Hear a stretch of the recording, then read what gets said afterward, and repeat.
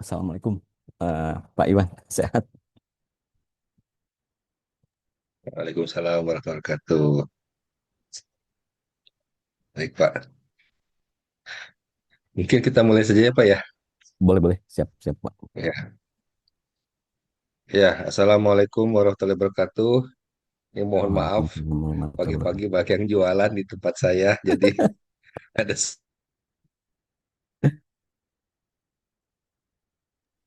ada suara yang jualan roti dan lain-lain.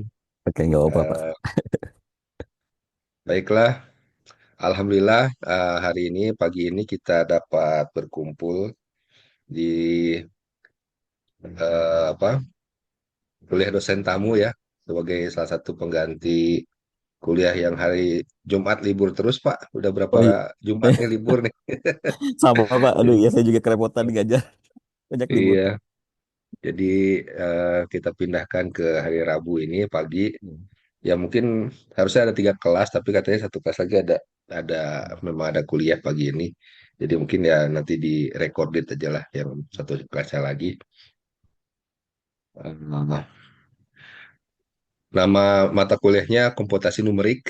Oh, kompetisi numerik ya. Ya, itu belajar ya ini sih menerjemahkan formula matematika ke dalam ini ya, ke dalam bentuk program lah. Uh, jadi kalau dulu saya kalau ngajar saya pakai ini, pakai VBA Pak. Hmm. Biar kalau misalnya googling nggak nemu tuh, misalnya bisection pakai VBA nggak ada gitu. Oh, Tapi 2 tahun terakhir ini setelah ada ChatGPT bisa gampang tinggal ya. tanya Pak, buatkan bisection dengan ChatGPT keluar tuh. Jadi wah saya jadi bingung ya. Hmm. Gimana lagi ini ya cara biar mahasiswa itu tertantang bikin ini ya, bikin eh, ya tadi ya kode atau program dari formula matematika jadi program Hmm. pakai bahasa pemrograman yang mungkin sekarang mah ya bisa pilih sendiri ya. Boleh sih dibantu AI, apalagi AI ini disruptif, makanya kami mengundang Pak Hanif ini karena lihat kiprahnya di AI sudah Hmm. cukup ini ya, malang melintang. Jadi ya mudah-mudahan bisa memberikan inilah, bisa memberikan sedikit insight yang lebih dalam kepada kami semua di ini kelas kelas 2 D3 ini Pak. Oh, kelas 2 ya. Apa tingkat 2 D3?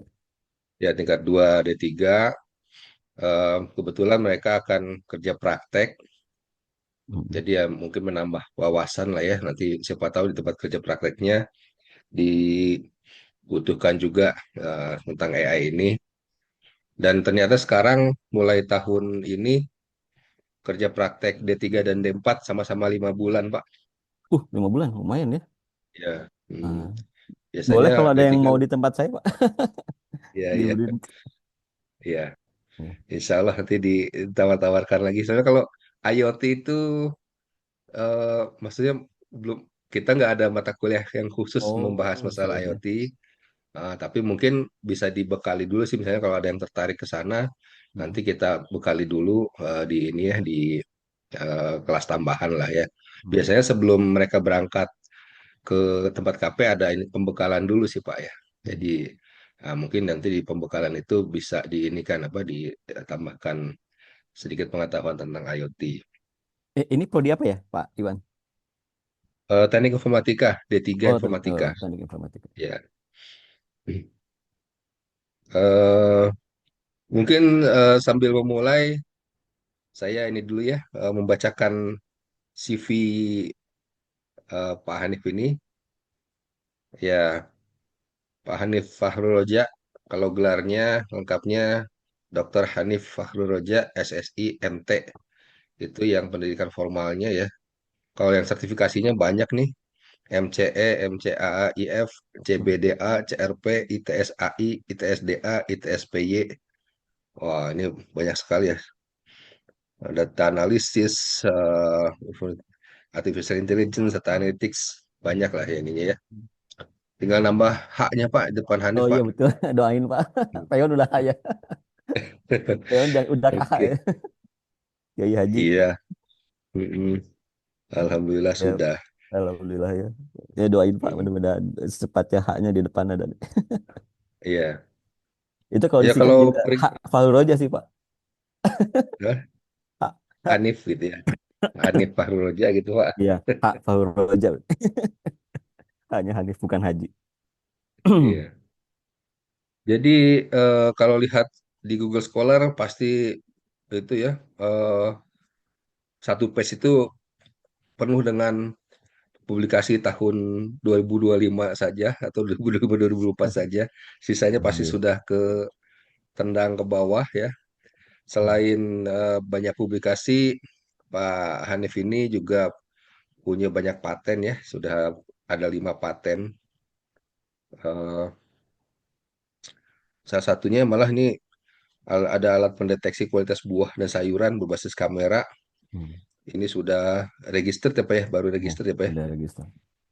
Udah Nah Pak. ini kebetulan saya kebagian ini Pak, bagian menguji tugas akhir ini, tugas akhir mahasiswa eh, buat identifikasi buah jeruk Hmm. pakai YOLO. Oh, pakai Yolo ya. Ini. Eh, nah Kebetulan itu banyak juga rencananya penelitian sih di ya, Yolo. ya semester inilah ininya apa sidangnya gitu. Hmm. Eh, oke, eh, selain di BRIN, tempat kerja utamanya di BRIN, Pak Dr. Hanif ini juga sebagai dosen di ini Pak ya, di Telkom University apa ya. Kemudian ya banyak ini ya, publikasinya internasional banyak. Ini sampai berapa halaman nih? Ya ada 5 halaman mungkin ya.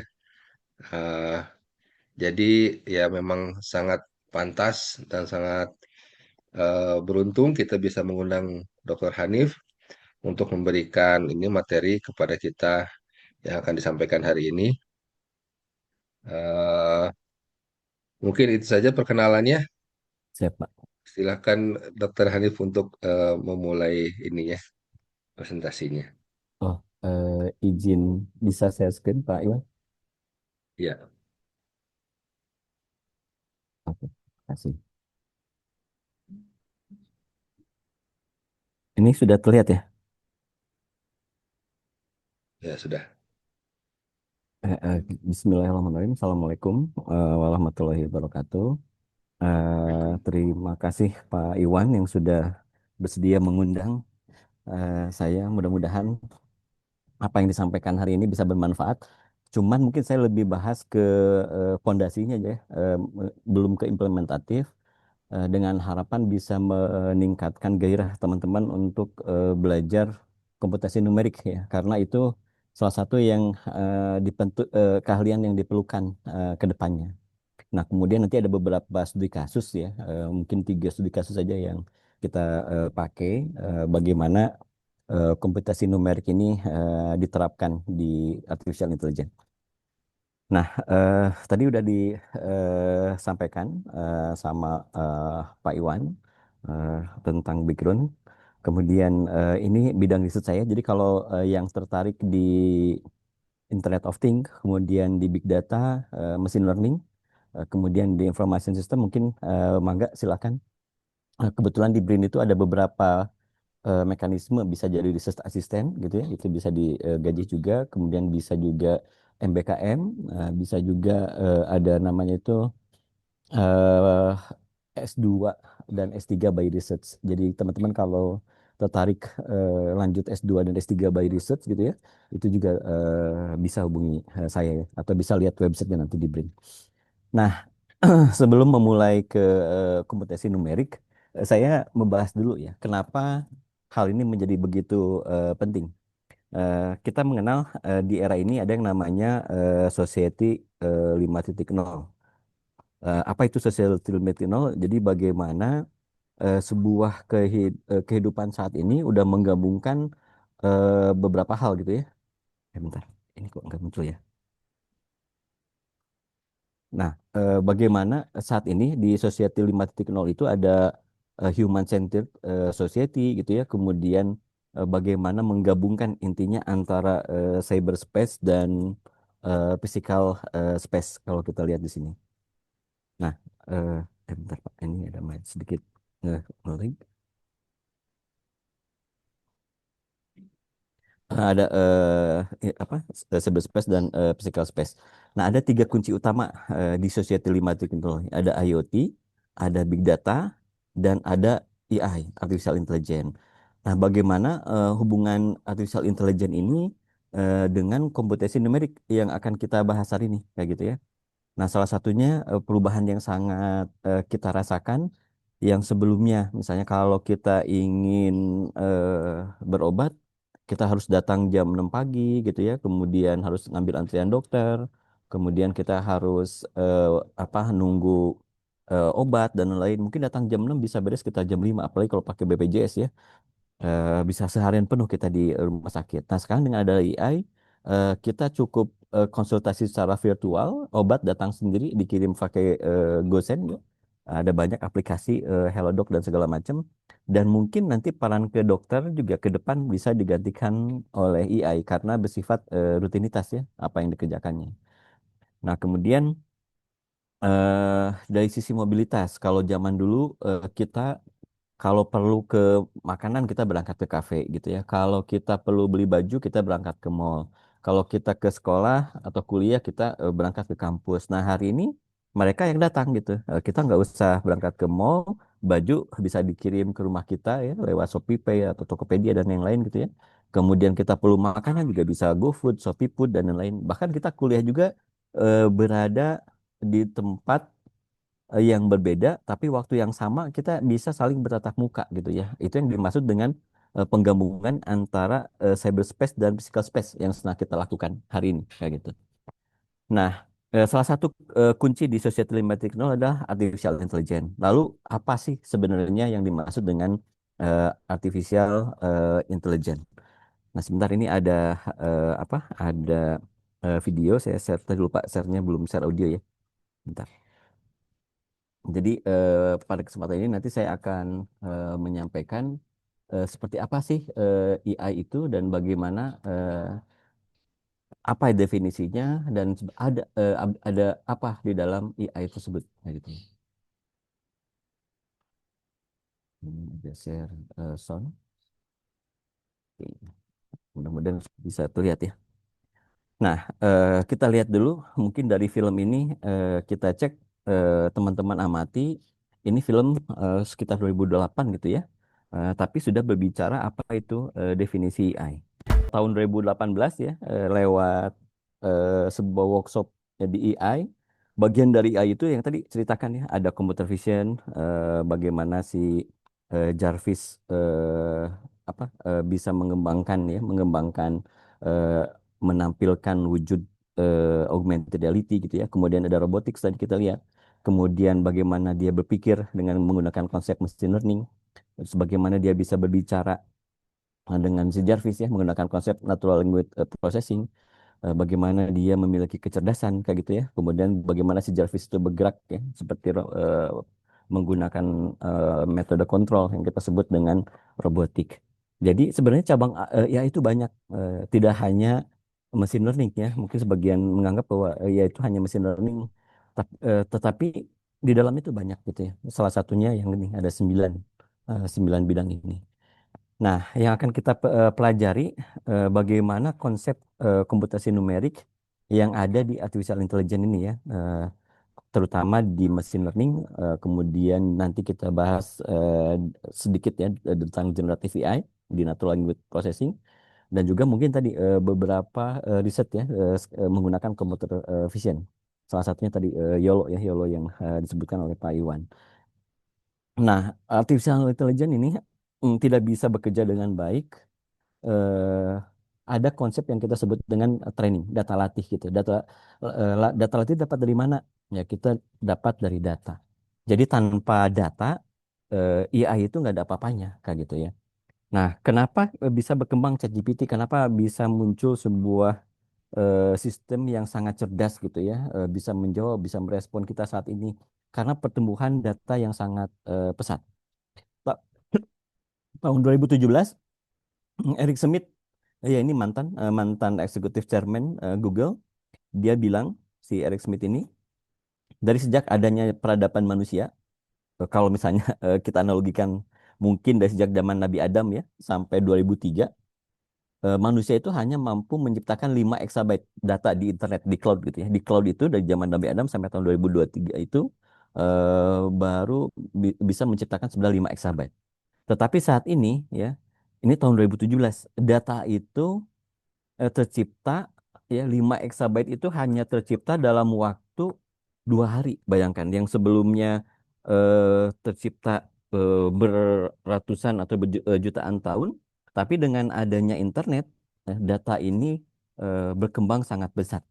Sehingga dengan pertemuan data ini, kalau kita lihat beberapa perusahaan kaya saat ini semua bergerak di bidang data ya. Google, Facebook, kemudian Tesla, kemudian Microsoft ya, kemudian Amazon, semua konsepnya berbasis data. Sehingga muncullah istilah pada saat ini yang kita sebut dengan data is new oil. Kalau zaman dulu Perang Dunia Satu itu rebutan lahan gitu ya, Perang Dunia rebutan minyak, Perang Dunia Kedua. Nah, Perang Dunia Ketiga itu sekarang ini perang ekonomi, perang dagang, semua rebutan data. Dia menguasai data, maka dia menguasai perekonomian. Salah satu contoh ya dulu apa Mangga Dua atau Mall, ITC, Pasar Baru itu rame. Tetapi dengan adanya Tokopedia, Shopee gitu ya memanfaatkan data pelanggan, di sana ada personalisasi, kemudian ada sistem rekomendasi ya, kemudian memudahkan kita dalam mencari, maka akhirnya tergantikan kayak gitu. Kemudian konsep lainnya muncul eh, kendaraan gitu ya. Dulu nggak kebayang ya bahwa angkot kemudian itu bisa digantikan oleh Gojek yang sekarang banyak ada di jalanan. Nah, kalau kita lihat untuk memenangkan saat ini ya, untuk memenangkan pertandingan, untuk memenangkan kompetisi, ya, untuk memenangkan perang, yang kita butuhkan adalah data. Karena yang menguasai data, maka dia saat inilah yang menguasai dunia, kayak gitu ya. Salah satunya contoh ini tahun 2014, 2018 Jerman Piala Dunia, juara Piala Dunia. Nah, ternyata dibahas di Wall Street Journal bahwa ada pemain ke-12.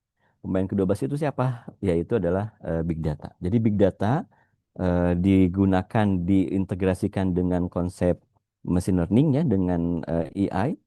Dia menggunakan SAP sehingga mendapatkan insight ya untuk membantu setiap player mengatur, setiap pemain mengatur posisinya ya, kemudian mengatur sirkulasi bola, kemudian kecepatan, siapa pemain yang diganti, siapa pemain yang harus dijaga ketat gitu ya, dan lain-lain. Nah, ternyata itu bisa diamati dengan big data. Itu di Jerman ya, perang tahun 2014. Nah, yang terbaru ini mungkin orang Bandung, Jawa Barat gitu ya, kemarin kita rame. Persib itu kemarin perang back to back champion gitu ya. Di berita ini banyak set aja gitu ya, Persib menggunakan AI. Nah, menurut CEO Persib namanya itu Aditya Herlawan, ini di conference di Connex 2025 dia mengungkapkan bahwa AI itu sangat membantu analisis pertandingan. Nah, ini ya kita ada keyword ya, analisa. Nah, nanti kita masuk ke komputasi numerik. Nah, apa yang digunakan di Persib? Menurut CEO Persib ini, AI ini mencatat ya pergerakan pemain secara real time, kemudian sehingga membantu pelatih mengambil keputusan lebih akurat saat laga berlangsung. Nah, makanya kalau kita lihat ya di statistik pertandingan Persib Bandung, permainnya itu pasti lebih baik di babak kedua. Atau biasanya asalnya kalah babak satu, babak kedua mampu menciptakan gol. Yang tadinya kalah jadi menang gitu. Yang tadinya kalah bisa seri. Nah, artinya statistik pertandingan Persib itu lebih baik di babak kedua karena apa? Karena bantuan AI yang mencatat atribut matriks. Nah, ada kata dua ya, ada kata yang ada matriks pergerakan hingga detak jantung. Nah, di sini kita cerita tadi ada bicara analisis, yang kemudian bicara matriks. Kemudian di bidang ekonomi, tahun 2019 Jeff Bezos ya, ini CEO Amazon itu sempat menempati orang yang terkaya di dunia. Padahal dia hanya membuat platform ya, awal platform toko lah, toko online. Tetapi dengan menggunakan predictive analytic, nah ini ada lagi muncul prediktif apa itu ya, sehingga dia bisa mendapatkan pandangan 360 derajat view dari customernya. Customernya perlu apa, ada sistem rekomendasi, kemudian ada memudahkan pencarian ya, ketika buka langsung muncul iklan-iklan yang dia harapkan beli gitu ya, sehingga meningkatkan trafik penjualan. Salah satu wawancara, Jeff Bezos ini bilang ya bahwa yang membuat yang membuat Amazon menjadi perusahaan besar pada tahun 2019 itu adalah karena ada machine learning ya, dan AI sebagai enabling layer ya untuk meningkatkan kemampuan bisnisnya kayak gitu. Nah, kalau kita lihat tadi AI itu muncul sebagai bentuk pertumbuhan data yang sangat besar. Kemudian AI tadi udah dipakai di bidang olahraga, di bidang ekonomi. Nah, pertanyaannya sebelum kita masuk ke konsep numerik, apa itu AI? Jadi AI itu ada dua kata, ada intelligence dan ada artificial. Apa yang dimaksud dengan kecerdasan? Kapan sesuatu atau seseorang itu disebut intelligence? Nah, seorang itu sesuatu ya, sesuatu itu kita nggak tahu ya, benda atau seseorang gitu ya disebut cerdas atau disebut intelijen itu ketika dia memiliki kemampuan untuk belajar, to learn, dan untuk menyelesaikan masalah. Jadi ketika suatu sistem atau seseorang ya atau robot bisa mempelajari keadaan ya kemudian dia bisa menyelesaikan masalah, itulah disebut dengan intelligence. Nah, lalu apa artificial intelligence? Artinya artificial intelligence adalah kemampuan manusia ya yang dalam konsep pengambilan penyelesaian masalah, kemampuan untuk bertindak rasional, ya kemampuan untuk bersikap seperti manusia ya dia menyapa, ramah, kemudian bisa bercerita kayak gitu ya. Itulah yang ditiru oleh mesin. Nah, jadi kemampuan manusia, kecerdasan manusia di bidang tiga hal ini ditiru oleh mesin, diterapkan oleh mesin, itulah disebut dengan artificial intelligence. Nah, contoh apa sih kemampuan manusia? Nah, dari data ke bagaimana pengelolaan AI ya di sebuah machine learning. Manusia bisa ngelihat ya dari datanya, dari hasil manusia itu bisa melihat, dia bisa mengenali objek, dia bisa tidak menabrak gitu ya. Kemudian dia bisa mengambil sesuatu apa yang dia inginkan.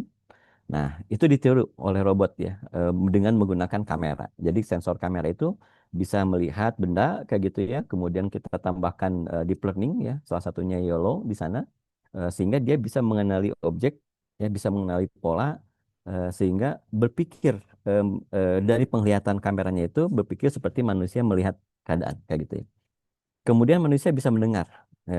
Dari mendengar itu dia dapatkan informasi, kemudian disimpan sebagai knowledge. Mesin juga sama, dia menempatkan speaker atau keyboard atau apapun ya untuk mengupload HMI ya, untuk mengupload data ke sistemnya itu seperti dia mendengar. Ya, saat ini dikembangkan ada speech dan voice recognition di sini.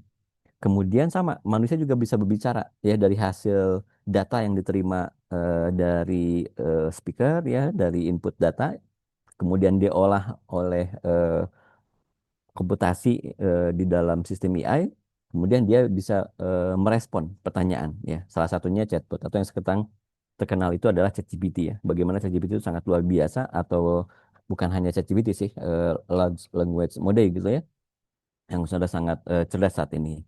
Kemudian manusia bisa berpikir dan belajar dari informasi yang didapat ya, dari informasi yang didapat dari penglihatan, dari kamera, yang dari pendengaran gitu ya, dari pembicaraan, maka dia bisa berpikir dan belajar.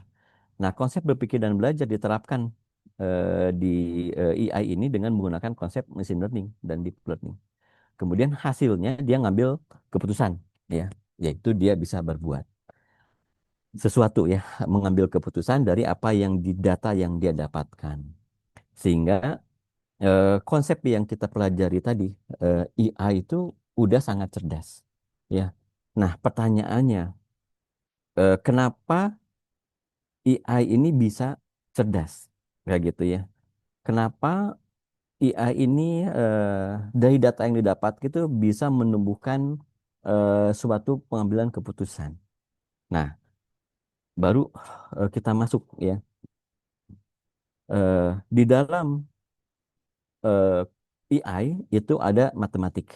Kalau bahasanya itu matematika ini sebagai bawah cap, mesin bawah dari sebuah mobil AI. Jadi kalau ada mobil AI, nah mesinnya itu adalah matematik, kayak gitu ya. Nah, kenapa mahasiswa itu perlu belajar dasar matematik ya, dan komputasi numerik? Nah, saat ini kan kita hanya make ChatGPT ya, membuat gambar, pakai Gemini, pakai DeepSeek kayak gitu ya, menyelesaikan tugas, menyelesaikan coding dengan bantuan AI. Nah, pernah nggak berpikir bagaimana AI ini eh, di dalamnya kayak gitu? Apa sih mesinnya kayak gitu ya? Bagaimana sih gerigi-gerigi mesinnya kayak gitu ya? Nah, di dalamnya itu yang kita sebut ada komputasi numerik. Ya, jadi ada komputasi numerik ini jembatan antara teori dan implementasi. Teori matematik, ya. Kemudian ketika dia nggak bisa diselesaikan secara analytical, secara simbolik gitu ya, maka kita gunakan komputasi numerik. Nah, apa tantangannya saat ini kayak gitu? Kenapa orang yang terlibat di komputasi numerik ini sangat sedikit?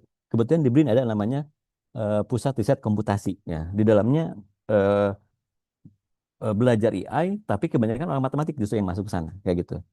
Nah, tantangannya apa?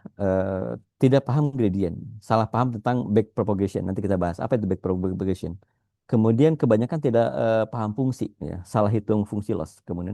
Kemudian tidak paham matriks gitu ya, sehingga stuck di model linear regression. Jadi hanya di linear regression, padahal eh, konsep sekarang kan yang berkembang sekarang beberapa masalah tidak bisa diselesaikan dengan model linear regression. Jadi intinya ternyata mesin dari sebuah AI yang kita gunakan sehari-hari ini di dalamnya adalah ada dasar matematik ya dan komputasi numerik. Nah, pertanyaannya sebenarnya apa sih matematika itu dan mengapa penting saat ini gitu ya di dunia AI? Mengapa teman-teman jurusan teknik informatika tapi belajar komputasi numerik kayak gitu ya? Nah, kita simak dulu ya fondasi matematiknya. Nah, matematik ini kalau lihat dari gambar ini gitu ya, merupakan representasi visual ya gambar ini, representasi visual dari berbagai cabang matematik, baik yang pure matematik yang murni maupun yang applied mathematics ya. Di sini yang ada dua ya, ada yang di sebelah sini adalah pure matematik, yang sebelah kanan yang berwarna biru itu adalah applied matematik. Nah, peta matematik ini dibuat oleh Dominic Waliman. Kemudian di sini ada beberapa warna ya, yang warna dominan ungu ini kita sebut dengan pure matematik, yang dominan biru ini kita sebut dengan applied matematik. Nah, di dalamnya juga ada macam-macam. Ya, pertama ada foundation. Di sini ada foundation. Fondasinya itu ada teori himpunan, kemudian ada matematika logik, ya, ada kategori, teori, dan lain-lain. Kemudian ada yang kedua ada pure mathematics. Ya, pure mathematics itu dalamnya seperti apa? Ada aljabar, ada group teori, ada graph teori. Nah, sekarang yang lagi populer ya graph teori. Kemudian ada kombinatorik gitu ya, studi struktur abstrak dan macam-macam ya. Kemudian ada geometri, ada trigonometri, ada topologi, ada fraktal geometri, ada kalkulus ya. Mungkin pelajaran yang paling menjebalkan bagi teman-teman ya di tingkat 1 atau tingkat 2. Kemudian di kalkulus itu kita belajar diferensial, ada integral gitu ya, tentang perubahan dan akumulasi. Kemudian ada chaos teori dan lain-lain lah ya. Nah, kemudian di ketiga itu ada number system. Ya, number system itu apa sih number system nih? Number system ya, yang sebelah sini. Jadi mencakup natural number, ada integer, ada rational number, ada real number. Nah, ini baru nanti dari rational number, real number, complex number ya. Kemudian itu nanti kita nyambung ke komputasi numerik. Nah, kemudian ada origin. Origin itu adalah asal mula matematik nih, yang bagian tengah ya, origin. Yang menggabungkan antara pure matematik dengan applied matematik. Lingkaran orange ini menggambarkan sejarah asal-usul ya. Dari Mesir, dari Babilonia, India, Cina, Yunani, Arab gitu ya. Yang menyebutkan beberapa notasi. Makanya kenapa notasi-notasi matematik itu kebanyakan dari Yunani gitu ya. Ada notasi Yunani, ada notasi Arab, ada notasi Babilonia kayak gitu. Karena ya emang asal matematik itu dari sana kayak gitu. Nah, kemudian sebelah kanan ada applied matematik. Matematik itu banyak sekali. Ada statistik, ada probability, ada kriptografi gitu ya. Kemudian ada machine learning. Nah, tadi machine learning ya. Kemudian ada machine learning, kemudian ada computer science, kemudian ada control theory, ada optimization, ada finance, ada economic, dan lain ya. Kemudian ada numerical analysis. Nah, yang akan kita bahas hari ini ya. Jadi di bagian salah satu applied matematik itu adalah numerical analysis ya. Apa itu? Bagaimana teknik perhitungan aproksimatif yang digunakan oleh komputer. Nah, si numerical analytic ini tadi penghubung antara teori matematik dan komputasi dunia nyata. Jadi kalau matematik secara teori itu kan eh, hitung manual misalnya secara analitik, nah atau simbolis. Nah, bagaimana memindahkan konsep hitungan dunia teori itu agar bisa dihitung menggunakan komputer, nah, itulah sebut dengan eh, apa komputasi numerik kayak gitu ya. Nah, kemudian ada perubahan, ada macam-macam di sini ya. Kemudian eh, ada kesimpulannya apa dari gambar ini gitu ya. Kesimpulannya gambar ini memetakan seluruh lanskap matematik ya dalam bentuk yang saling terhubung ya dari fondasi logis sampai ke aplikasi dunia nyata ya semua cabang dihubungkan untuk memberikan pemahaman bahwa matematik ini adalah mesin pemroses dunia kayak gitu ya membentuk menjelaskan dan memprediksi segalanya. Ketika matematik diterapkan di alam itu kita kenal dengan ilmu pengetahuan alam atau fisika gitu ya.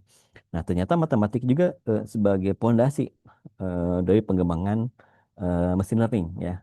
Nah, mesin learning ini adalah salah satu bagian dari AI ya tadi yang kalau kita lihat ya.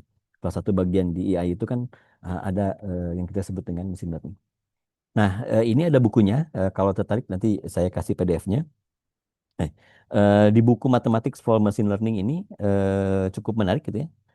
Karangan Mark Peter. Jadi di buku ini ada digambarkan konsep bagaimana hubungan antara matematik dan machine learning. Nah, nanti machine learning bagaimana kaitannya dengan artificial intelligence kayak gitu ya. Nah, gambar bangunan machine learning ini menunjukkan bahwa si mesin ini berdiri dari tiga pilar ya. Pilar pertama itu regresi, kemudian pilar kedua adalah dimension reduction kayak gitu ya. Pilar ketiga density dan pilar keempat adalah classification. Kemudian ada pondasi atau apa pondasi dasarnya di mesin learning ada vektor kalkulus, ada linear algebra, ada probability, ada analytic geometry, ada optimization, ada matrix decomposition. Nah, di sini sebagai pilar ada regresi. Apa itu regresi? Regresi itu biasanya metode untuk memodelkan atau menganalisis hubungan antar variabel ya. Variabel dependent dan variabel independent ya, variabel terikat dan variabel bebas. Itu kita bicara regresi. Nah, nanti kita bagaimana konsep regresi ini kita pakai di prediksi gitu ya. Nah, contohnya yang paling terkenal di sini ada linear regression, ada polynomial regression. Kemudian apa itu dimensionality reduction? Dimensional reduction itu teknik untuk mengurangi jumlah variabel input dalam dataset ya untuk mempertahankan informasi penting. Nah, salah satu kalau teman-teman menggunakan PCA, Principal Component Analysis, nah itulah bagian dari dimension reduction untuk mengurangi dimensi. Misalnya ada kita melakukan apa deep learning gitu, datasetnya 100.000 lebih kayak gitu. Kan kalau kita gunakan kita hitung semua gitu ya, itu berapa cost komputasinya gitu ya, eh, dari segi waktu maupun hardware komputasinya kayak gitu ya. Nah, sehingga muncullah dimensional reduction, PCA, Principal Component Analysis, yang tujuannya mengurangi jumlah variabel tanpa menghilangkan informasi penting. Nah, itu penting ya, salah satu pondasi yang cukup populer di machine learning.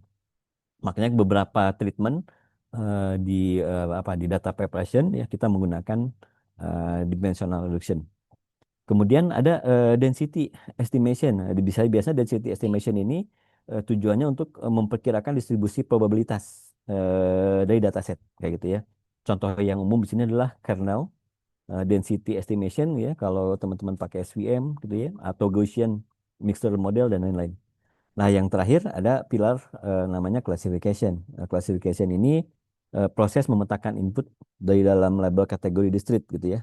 Contohnya banyak ya. Decision tree, SVM, logistic regression dan lain-lain.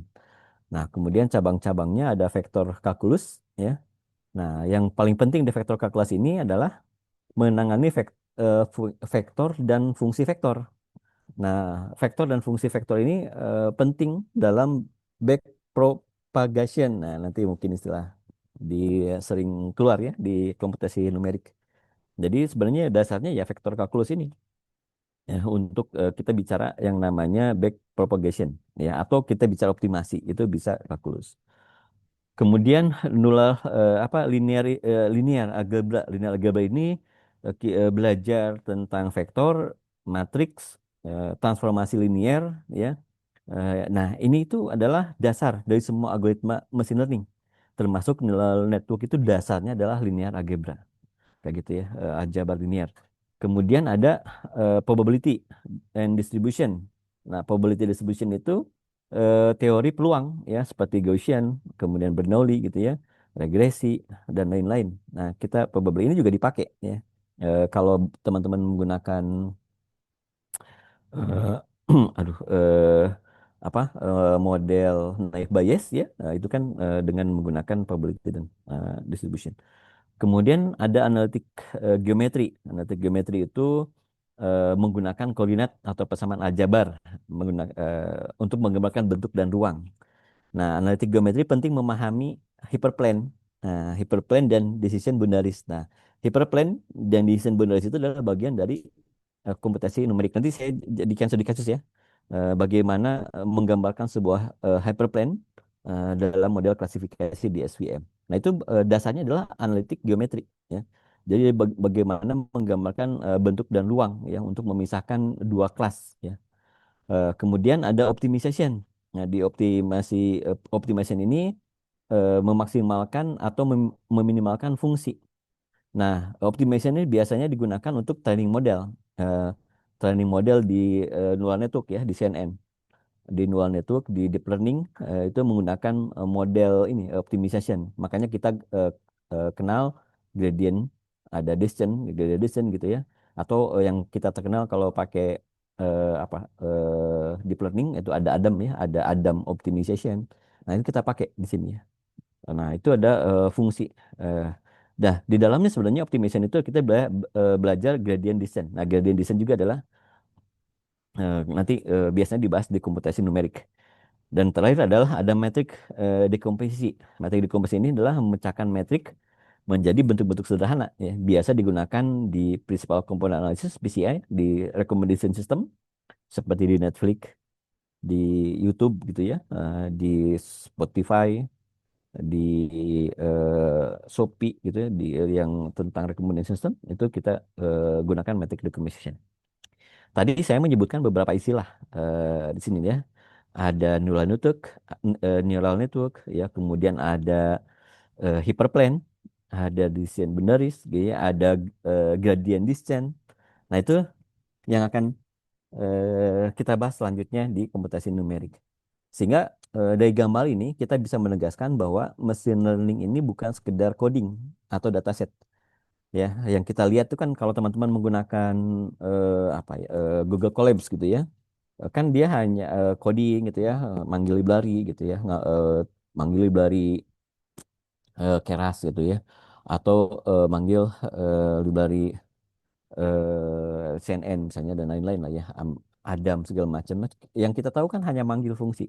Nah, padahal kalau disimak di bagian library-nya itu ada apa? Ada pondasi kuat ya yang dibangun oleh model matematik dan statistik. Ya, sih kalau teman-teman ngambil data science, nah itu belajar ya bagaimana membangun sebuah algoritma gitu ya dalam machine learning berbasis matematik dan statistik. Nah, sehingga masing-masing pilar ini ya tadi regresi, dimension, reducibility, kemudian density estimation, classification ini merupakan metode kunci ya, dalam machine learning. Nah, kalau mau mempelajari lebih lanjut ya tentang bagaimana penerapan matematik di machine learning, ini ada bukunya. Nah, kalau mau nanti saya share ya. Nah, kemudian, nah tadi machine learning itu adalah konsep sistem itu belajar. Nah, ada tiga jenis pembelajaran di machine learning. Ya, ini saya sengaja modelnya kita gambarkan model-model matematik gitu ya. Eh, jadi di sini ada dengan menggunakan analogi kucing, gitu ya. Jadi ada tiga model pembelajaran yang ada di machine learning. Gambar ini menjelaskan tiga cara utama bagaimana mesin belajar dari apa dari berbagai macam model gitu ya. Yang pertama itu supervised. Apa supervised learning? Supervised learning itu pembelajaran yang kita awasi. Kenapa pelajaran yang diawasi? Apa cirinya? Cirinya itu kita kasih label, ya. Labelnya siapa yang ngasih label? Ya kita manusia yang ngasih label yang disebut di data training. Misalnya ada 100 data, ya 70%-nya kita kasih label manual, ya. Kemudian nanti dicobakan ke data testing 30%. Nah, di sini ada data input X gitu ya di konsep supervised learning itu ada namanya X ya, input data. Dan Y itu adalah label. Yang kita sebut dengan Y itu adalah eh, dependent ya, dependent variable. Yang X ini adalah independent variable. Nah, tujuannya apa? Menghubungkan input label, input yang kita udah masukkan gitu ya, ke dalam Y gitu ya. Nah, contohnya misalnya klasifikasi gambar ya. Di sini bagaimana komputer belajar mengenali kucing ya. Nah, ada berbagai macam bentuk kucing gitu ya, gambar-gambar kucing gitu ya. Ada kucing lagi tidur, ada kucing lagi marah, ada kucing, pokoknya berbagai macam kucing. Kita kasih ini kucing, kucing, kucing, kucing ditulis. Nah, jadi komputer belajar mengenali kucing karena manusia memberi label ya. Apa yang diberi label? Gambar kucing beserta labelnya, ini kucing. Nah, kalau bentuknya bukan kayak gini berarti bukan kucing. Nah, itulah makanya disebut dengan supervise karena manusia ngasih label. Jadi cirinya adalah label. Konsep utama di supervise itu adalah pokoknya kalau dikasih label berarti itu udah supervise. Kalau nggak dikasih label itu adalah unsupervised. Kenapa bisa dikasih label? Karena manusia dengan mudah memahami kayak gitu ya data trainingnya. Nah, bagaimana analisis numerik yang terlibat di supervise ya? Nanti ada optimisasi, misalnya ada SGD ya, ada tadi saya sebut optimalisasi itu kan ada Adam optimizer, nah juga ada SGD optimizer. Kemudian ada fungsi loss ya, bagaimana nanti saya nanti menghitung cross entropy secara numerik ya, atau juga kita memproses turunan dan back propagation ya.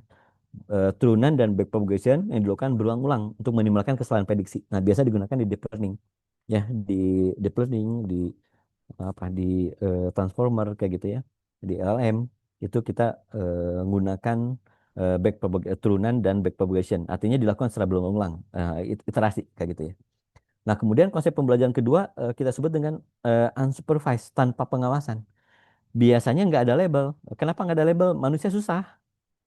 Ini tuh dikasih labelnya apa ya gitu.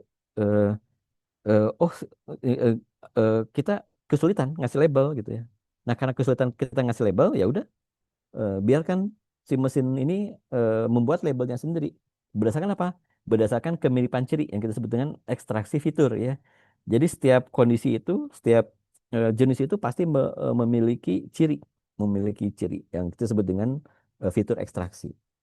Nah, makanya contohnya clustering kayak gitu ya. Nah, tujuannya apa? Menemukan pola dan atau struktur tersembunyi di dalam data ya. Ya, apa bedanya dengan supervise? Kalau supervise ada Y, ada label ya, yang kita kasih namai gitu ya. Ini kucing. Tapi kalau di unsupervised itu tidak ada label ya. Sehingga tujuannya apa? Tujuannya itu adalah menemukan pola atau struktur tersembunyi dalam data. Contohnya apa? Ini ada dua gambar, kita ini sebut kucing. Nah, ini gambar apa kayak gitu ya. Nanti komputer di konsep clustering ini melihat banyak kucing dan menyadari bahwa beberapa kucing punya pola atau warna serupa tanpa diberitahu itu kucing. Jadi tanpa diberitahu ini kucing, pokoknya yang memiliki model gambar serupa kayak telinganya dua gitu ya, ada hidungnya kecil gitu ya, ada berbulu kayak gitu ya, kemudian warnanya seperti apa, ada ekor. Nah, oh berarti itu kita sebut kucing. Kalau ada gambar ada sayap, oh berarti itu bukan kucing. Kalau ada gambar ada sirip, oh berarti itu bukan kucing. Karena apa? Kucing itu karena ini cirinya. Jadi dia mengenali dulu ciri, ya, menyadari tanpa kita kasih tahu ini kucing. Nah, si komputer selalu belajar memahami ciri-ciri yang ada pada kucing. Sehingga ketika dia bisa membedakan mana kucing, mana bukan kucing, kayak gitu ya. Nah, itu kita sebut dengan unsupervised. Karena apa? Karena tidak diawasi. Kenapa nggak diawasi? Karena nggak ada Y-nya, ya, nggak ada labelnya, hanya X ya. Nah, kemudian yang ketiga, apa analisis numerik yang terlibat di sini, di unsupervised, ya. Biasanya eh, ada algoritma clustering. Nah, nanti Kamins ya. Kamins itu adalah iterasi numerik ya untuk meminimalisir jarak, ya, menentukan titik sentroid. Kemudian ada beberapa apa ada elbow ya, elbow untuk menemukan banyak cluster. Nah, itu eh, bagaimana cara menentukan iterasi ya untuk algoritma clustering itu adalah peran analisis numerik di sana. Atau juga di sini di unsupervised itu ada namanya dimensionality reduction ya. Ada bisa menggunakan aljabar linear numerik atau semua perhitungan dengan menggunakan aproksimasi dan representasi matrik. Nah, yang ketiga adalah reinforcement learning. Nah, reinforcement learning ini unik ya. Dia modelnya pembelajaran penguatan. Di sini tidak ada data, hanya ada pasangan. Apa pasangannya? Aksi dan reaksi. Kalau aksinya seperti ini, maka muncul reaksi. Kalau aksinya A, maka reaksinya eh, S misalnya ya. S itu disebut dengan state, A itu disebut dengan action. Tujuannya apa? Dia belajar dari pengalaman agar bisa memaksimalkan reward gitu ya. Jadi kuncinya di reinforcement itu ada goal. Di goal kemudian ada aksi. Ya. Kalau aksinya menghasilkan nilai mendekati goal, ya, maka kita kasih reward, ya. Tetapi kalau setiap aksinya jauh dari goal, maka kita kasih penalti gitu ya, atau reward negatif. Sehingga kalau rewardnya positif, ya, maka kita tidak mengulangi kesalahan yang sama. Ini mirip bagaimana manusia belajar, ya. Kan manusia belajar di kesalahan. Oh, kalau em, cabai itu pedas. Tahu cabai pedas bagaimana? Oh, kalau kita ngelihat setelah mencoba makan cabai kayak gitu ya. Oh, kopi itu pahit. Ya, setelah kita coba kopi pahit kayak gitu. Dan sehingga kita bisa membedakan, mengenali ya, mengenali benda dan rasanya. Nah, itu dari reinforcement learning. Contohnya apa? Robot yang belajar bermain dengan kucing ini ya. Jadi ada robot ya, ada belajar bermain dengan kucing. Nah, makin sering bermain karena merasa senang ya, maka kita sebut ya, si robot ini ngasih reward dan mengenali bahwa ini kucing kayak gitu ya karena dia sering bermain dengan kucing. Nah, metode numerik yang terlibat ya, analisis numerik yang di reinforcement learning itu biasanya ada optimalisasi nilai fungsi atau value function ya dengan metode iteratif. Kemudian ada Bellman, nah Bellman equation. Nah, Bellman equation itu nggak bisa kita selesaikan dengan cara simbolik gitu ya, nah, tapi dengan metode numerik. Nah, bagaimana cara menyelesaikannya? Ada estimasi probabilistik ya dan kalkulus stokastik. Nah, muncul lagi stokastik ya. Itu ya mesin learning yang lumayan matematik banget ya stokastik ya. Pak Iwan jagonya nih stokastik. Nah, kesimpulannya apa? Jadi walaupun cara belajarnya berbeda-beda, dari ketiga pendekatan ini kita bisa mengandalkan analisis numerik ya seperti turunan, tadi optimizer gitu ya. Kemudian linear algebra atau aljabar linear. Kemudian dijalankan secara berulang gitu ya untuk menghasilkan hasil yang maksimum dan meminimalkan loss, digunakan iterasi ya, terus menerapkan matematik ke dalam bentuk yang bisa dijalankan oleh komputer. Maka AI ini adalah bagaimana data digabung dengan matematik dan ditambahkan sebuah komputasi numerik. Nah, sebenarnya tadi saya bicara numerik-numerik. Apa bedanya analisis real dan analisis numerik? Ya. Kalau analisis real sifatnya simbolik. Tadi saya bilangnya simbolik terus ya. Simbolik itu ya kita ada simbol X, ada simbol integral, ada simbol apa ya? Ada simbol matematik lah di sini, kayak gitu ya. Tetapi kalau analisis numerik itu praktis ya. Dia hanya pendekatannya berbasis komputasi. Nah, tujuannya kalau analisis itu menjelaskan properti fungsi, limit, struktur ya, ada fungsi f x sama dengan ax ditambah b gitu ya. Fx sama dengan mx ditambah c misalnya ya. Atau limit ya, limit x menuju berapa, menuju nol atau menuju berapa tak hingga gitu ya. Kemudian struktur itu adalah real. Nah, tapi Itu bisa kita jelaskan secara simbolik kayak gitu. Tapi kalau analisis numerik itu tujuannya adalah mencari solusi dengan mendekati masalah matematika yang kompleks. Nah, jadi matematiknya biasanya kompleks kayak gitu ya. Nah, kalau metodenya apa? Pembuktian eksak. Ya, kalau analisis numerik, pendekatannya numerik ya, iteratif, diskrit ya, bukan. Jadi iteratif dan pendekatannya diskrit. Makanya ada matematik diskrit gitu ya. Contohnya apa? Limit, turunan, integral itu adalah real ya. Bagaimana menghitung luas suatu wilayah dengan integral gitu ya. Kemudian bagaimana menghitung konsep fisika ya, waktu turunan ya dan lain gitu ya. Nah, tapi kalau numerik contohnya sistem linear, optimasi ya, kemudian macam-macam lah. Nah, digunakannya apa? Kalau analisis real itu di pure mathematics gitu ya. Kalau analisis numerik di applied numerik apa applied matematik. Jadi yang satu lagi ini adalah pure mathematics. Kalau numerik itu adalah applied matematik gitu ya. Diterapkan di AI, di teknik, di sains komputasi, ya, di machine learning. Termasuk teman-teman di teknik informatika juga belajar komputasi numerik. Lalu bagaimana kaitan antara topik AI dengan komputasi numerik? Nah, ini ada konsep AI itu nanti ada feed forward neural network. Itu biasanya integrasi numeriknya itu adalah menjumlahkan aktivasi antar layer. Kemudian ada back propagation, ya ini ada turunan numerik ya atau chain rule dari kalkulus. Kemudian ada training model ya. Kemudian ada CNN dan ada regularization. Nah, kapan analisis ini numerik ini dipakai? Nah, ini ka- ketika masalahnya terlalu rumit untuk solusi simbolik ya. Contoh integral tak tentu ya yang tidak punya bentuk tertutup. Nah, atau akar dari persamaan nonlinear atau sistem persamaan diferensial kompleks ya seperti pemodelan cuaca. Nah, solusinya dengan menggunakan Newton-Raphson misalnya Euler method, range kota dan lain-lain lah. Atau kalau selain masalah terlalu rumit dibutuhkan komputasi oleh matematik.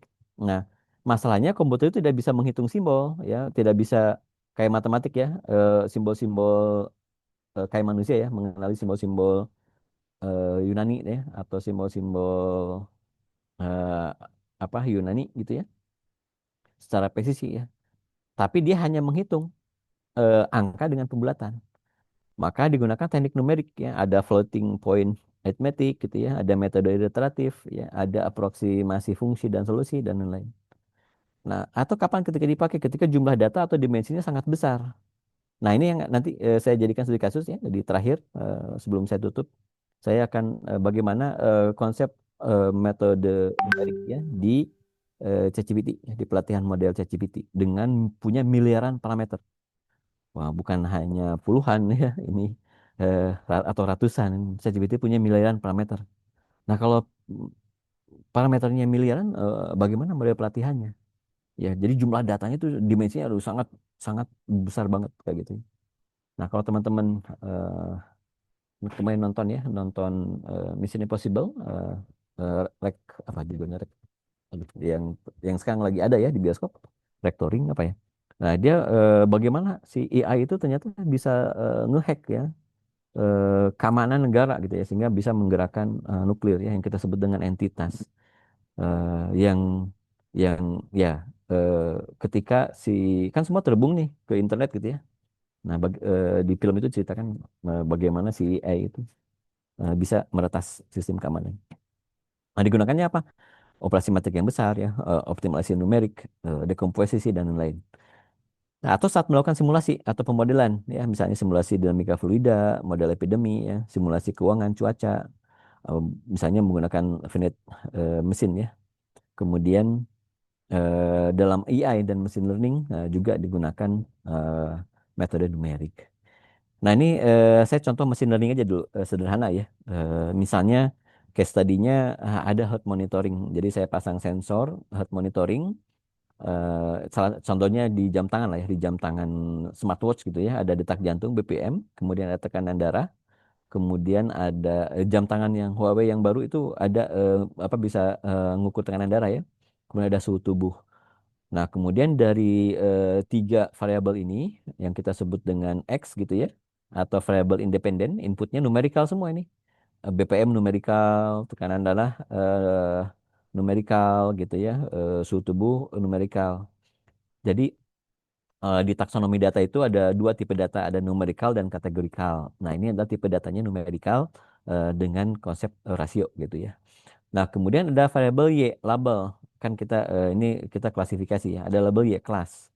Nah, kelasnya kita kasih label, ini kasih label berdasarkan pemahaman dokter gitu ya. Dokter menganalisis, oh kalau detak jantungnya 75, tekanan darah 110, suhu tubuhnya 36 normal gitu ya. Kalau seperti ini anomali gitu, ini normal, anomali. Jadi ada dua kelas, normal dan anomali. Nah, kelasnya adalah variable dependent. Ini dependent atau Y, ininya yang tiga ini adalah X ya, independent. Ya, dan kelas ini kita sebut dengan kategorikal ya. Nah, karena kita akan membuat klasifikasi dari tiga variabel independen ke dalam dua kategorikal, anomali dan normal, kita sebut dengan klasifikasi metode. Jadi si mesin sudah mempelajari dulu ini, ya label ini, angka-angka ini dipelajari. Nah, kemudian pertanyaannya, saya punya data selanjutnya seperti ini. Nah, apa ini? Kelasnya normal atau abnormal? Nah, bagaimana solusi eh, untuk health monitoring berbasis IoT ini? Kayak gitu ya. Nah, di sini kita ada tadi ada input dan ada output. Jadi kita pelajari inputnya, kemudian dari ini data training, yang bawahnya yang warna kuning ini adalah data testing. Nah, salah satu metode klasifikasi itu adalah support vector machine. Nah, ini cukup populer gitu ya, yang masuk ke dalam supervised machine learning. Nah, begitu bagaimana si supervised dengan cara mencari hyperplane, nah, ini hyperplane ya yang optimal untuk berdasarkan pola-pola yang ada ya, sehingga akan memisahkan titik-titik data atau support vector yang ada ya untuk diklasifikasikan. Jadi ini ada data-data kita pisahkan gitu ya, berdasarkan hyperplane ini sehingga nanti terbentuk dua kelas ya. Jadi metodenya ada data, di sini ada training, kemudian kita bentuk model, nanti kemudian kita evaluasi. Biasanya persamaan hyperplane di sini adalah ada ini ada vektor bobot ya, W, kemudian ada ini ada titik, ada skalar, kemudian ada vektor, inputannya vektor yang tebal, yang stack tebal gitu ya. Kemudian ada skalar. Nah, tujuan dari SVM ini apa? Menemukan hyperplane yang memaksimalkan margin karena memiliki hyperplane dengan margin maksimum, memiliki kemampuan generasi yang lebih baik ya, dan tahan terhadap overfitting.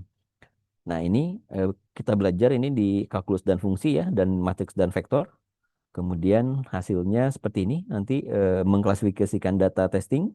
Ya, ada eh, di sini ada kalkulus fungsi, kapan dia dikatakan kelas satu dan kapan dikatakan dia kelas nol atau tadi normal atau anomali kayak gitu ya. Terus kita hitung eh, hyperplane. Nah, kita optimize, ini ada muncul ya kata-kata optimize, optimizer. Nah, dia muncul di sini ada kalkulus diferensial dan kalkulus multivariate. Nah, ketika kita menentukan eh, banyak data gitu ya, banyak data kayak gini untuk mencari nilai tengah, maka kita harus optimasi. Ya. Makanya analisis numerik ketika di SVM ya, menghitung hyperplane ini adalah termasuk analisis numerik. Kenapa ya? Karena tadi tujuannya adalah masalah optimasi atau kuadratik ya, atau kuadratik programming diselesaikan dengan metode numerik ya. Eh, ini apa cari garis yang memisahkan dua kelas gitu ya, supaya modelnya tidak hanya akurat tapi juga tahan terhadap data. Kemudian ada operasi matrik dan vektor ini ya, matriks dan vektor aljabar linear, dan ada dot product. Kemudian ada iteratif ya untuk mencari nilai maksimum ya yang kita sebut dengan sequential minimal optimization ya, pakai ada optimization. Nah, ini eh, persamaan mencari hyperplane-nya, sehingga kesimpulannya ketika metode klasifikasi SVM ini ingin mencari garis pembatas ya yang paling jauh dari titik-titik tepi dari dua kelas dengan syarat semua data berada dalam sisi yang benar ya atau dari garis tersebut, maka itulah metode analisis numeriknya digunakan ya untuk menentukan hyperplane-nya. Nah, contoh yang kedua, kan tadi machine learning itu ada supervised ya. Tadi supervised ini klasifikasi. Nah, ini contoh di unsupervised. Unsupervised-nya itu kita pakai clustering. Ya, contohnya sama, ini masih saya pasang sensor ya, ada detak jantung, BPM, ada tekanan darah. Tapi masanya ini nggak ada label, nggak ada Y, yang ada cuma X doang. Cuman ada variabel independen. Ya, ada detak jantung dan tekanan darah yang sama-sama numerik. Outputnya apa? Ya nggak ada. Kita Y-nya nggak ada ini. Nah, diminta dari data ini si komputer membuat klaster, ya, mana yang normal, mana yang anomali atau yang tidak normal, kayak gitu ya. Bagaimana konsep yang digunakan? Yang menggunakan konsep Cummins. Jadi Cummins ini adalah salah satu metode clustering yang mempartisi data ke dalam satu atau lebih klaster kelompok. Nah, ini sebelum Cummins, nah setelah Cummins, nah nanti ditentukan ada berapa jumlah klaster. Nanti dari setelah klaster terbentuk, baru kita ngasih label. Kebalikan dengan supervise. Kalau supervise, kita ngasih label dulu, baru terbentuk kelas gitu ya. Nah, kalau Kamin, dia suruh eh, menghitung titik sentroid, ini yang warna kuning itu sentroid gitu ya. Dari berdasarkan situ itu ada titik terdekat, itu menjadi satu klaster. Nah, baru kita terjemahkan. Oh, ini yang warna biru itu klaster apa, yang warna pink ini klaster apa gitu, yang warna merah ini klaster apa, kayak gitu ya. Yang warna biru klaster apa, yang warna hijau klaster apa. Nah, itu kita sebut dengan clustering. Nah, jadi tahapan kami itu biasanya menentukan jumlah klaster, kemudian melakukan normalisasi data, menentukan centroid awal secara acak ya. Biasanya kami itu kan secara acak, terus dia menghitung jarak data dengan centroid, kemudian melakukan pengelompokan data, kemudian menentukan nilai centroid. Nah, terus di iteratif. Nah, ini ada konsep iterasi ya. Iterasi sampai centroidnya tidak berubah, makalah itu kita sebut dengan kelas terakhir. Nah, bagaimana menentukan cluster? Biasanya ada elbow. Ya. Elbow itu seperti siku ya. Jadi ketika ada mirip siku, ya berarti itu elbow. Berarti kalau di sini kan eh, tiga ya elbownya ya. Berarti ada tiga cluster.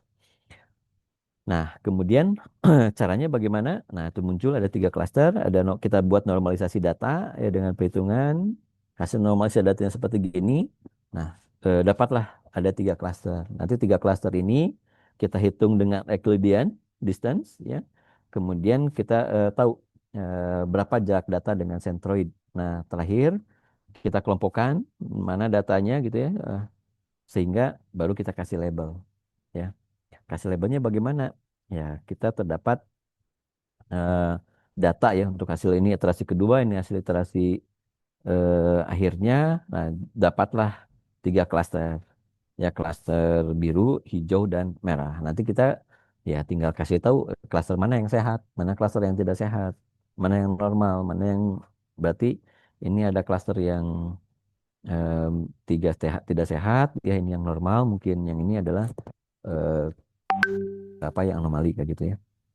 Nah, bagaimana pendapat kami analisis numerik pada kami? Tadi kita bicara iterasi, bicara aproksimasi, ya. Kita menebak posisi awal, mengelompokkan data, memperbaiki sensorid, ya, mengulang proses. Kita sebut ini tidak ada rumus eksak, melainkan hanya dihitung dengan pendekatan numerik iteratif. Ya, makanya mencari titik sensorid itu adalah bagian dari eh, apa analisis numerik. Kemudian komputasi jarak dan vektor. Jadi menghitung jarak Euclidean, kemudian proses konvergasinya, kemudian efisiensi komputasi.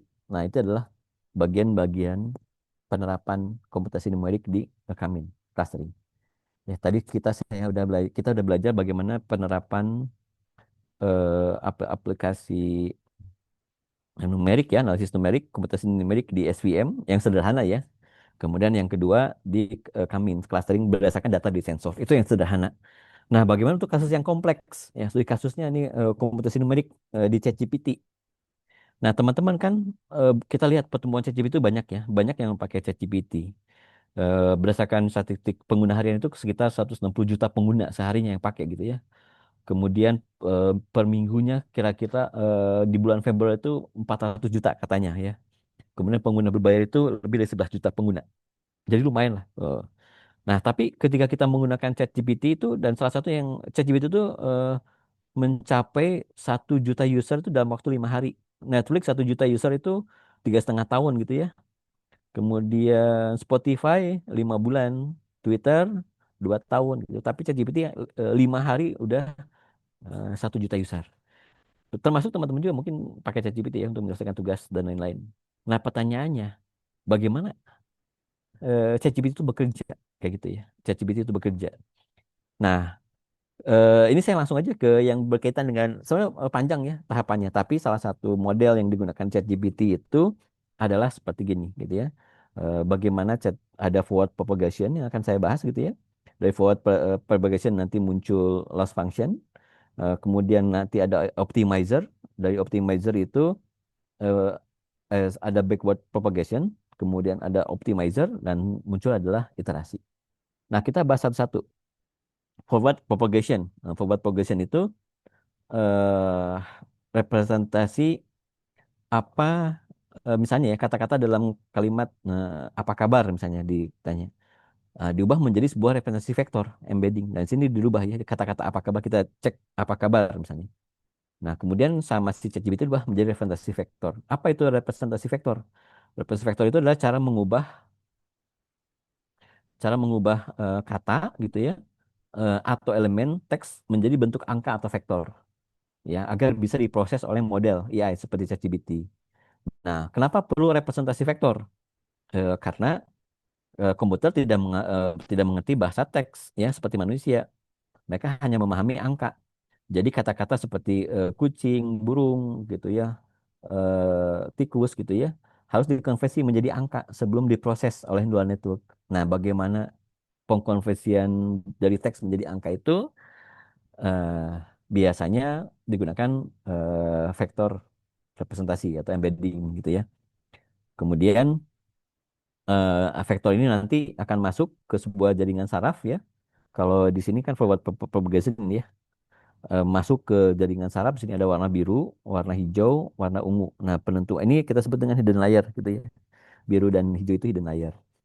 Kemudian di setiap neuron dilakukan operasi matematik. Nah, ini ada fungsi matematik di setiap neuron. Ya, di warna biru, hijau, dan ungu ini, di setiap neuron-neuronnya ini kita hitung.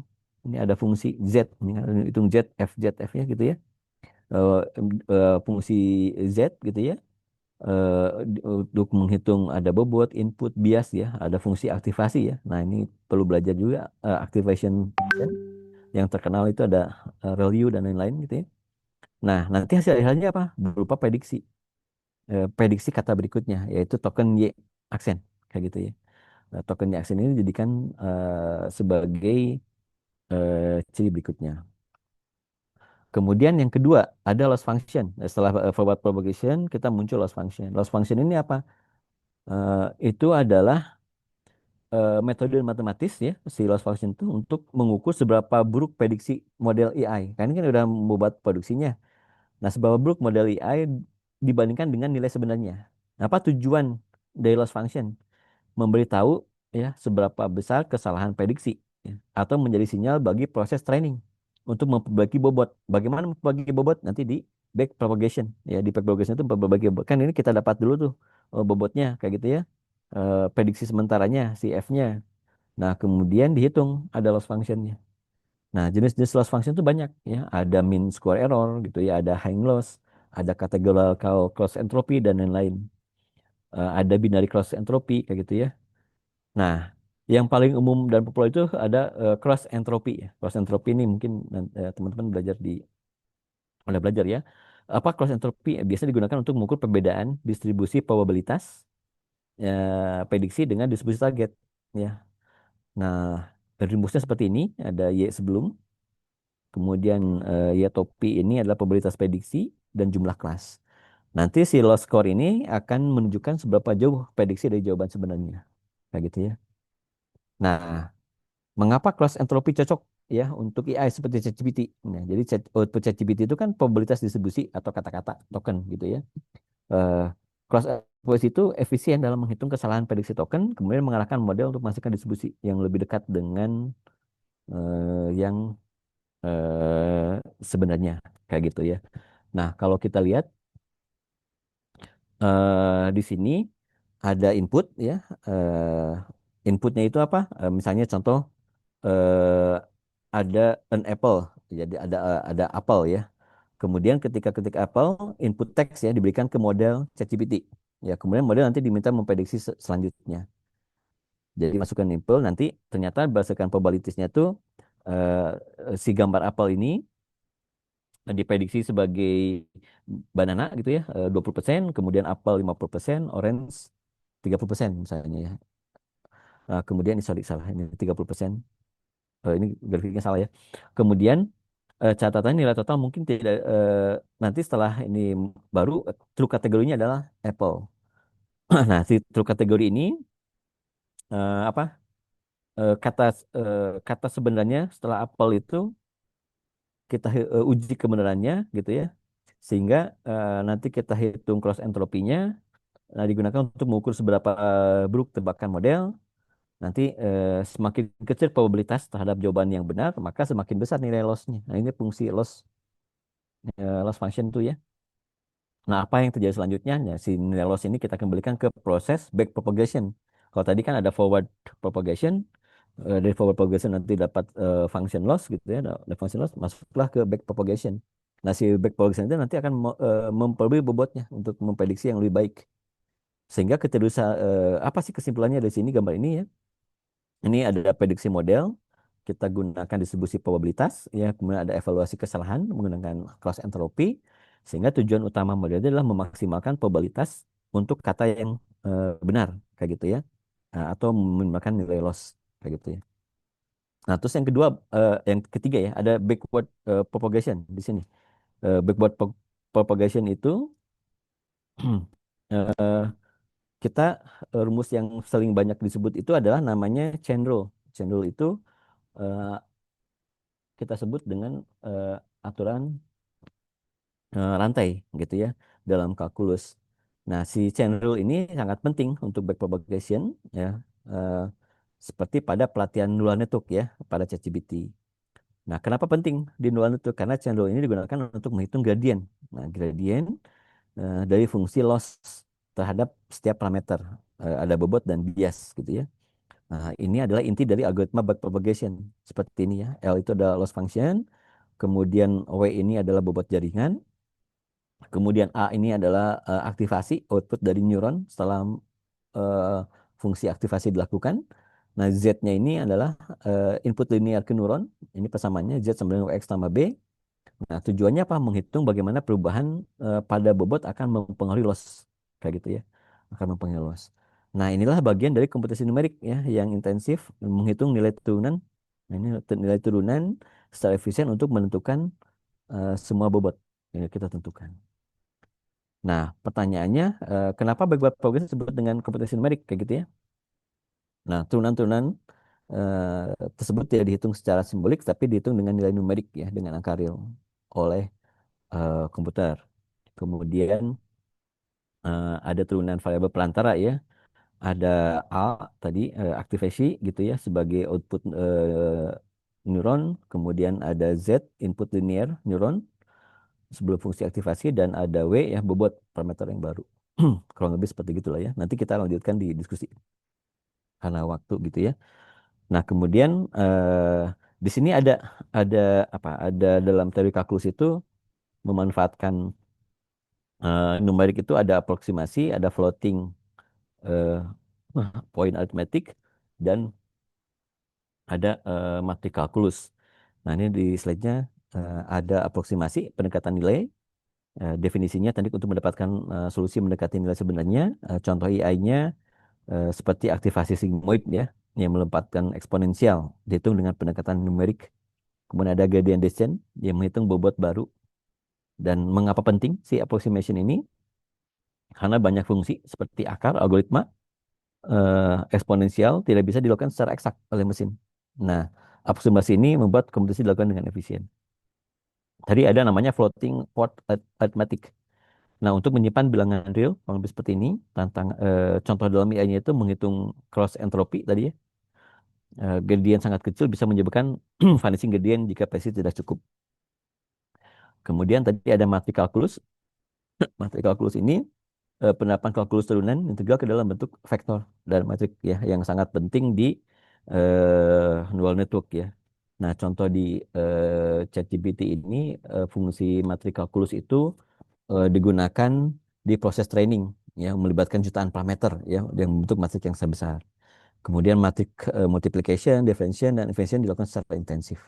Nah, jadi kesimpulannya tadi ada teknik ya dalam komputasi numerik ada aproksimasi mendekati nilai fungsi yang sulit dihitung. Peran di ChatGPT-nya untuk prediksi numerik, aktivasi update bobot ya, kemudian floating point arithmetic menyimpan dan mengoperasikan bilangan real dan ada matrik kalkulus ya, menghitung turunan dalam bentuk matrik ya. Biasanya perannya itu dalam ChatGPT ini dalam AI itu backpropagation, training, model besar dan optimasi.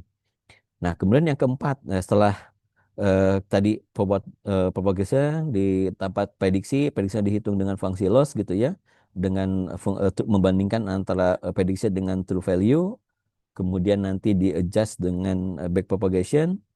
Nah, kemudian kita selanjutnya adalah tahap optimize. Ya, apa optimize? Optimize ini tujuannya contoh ya optimizer yang terkenal itu ada di deep learning di neural network. Itu dia mengupdate bobot berdasarkan gradient. Jadi ada fungsi ada bobot, ada gradient. Nah, model seperti ChatGPT itu memberikan mungkin jutaan jutaan bobot gitu ya yang diperlukan agar outputnya akurat.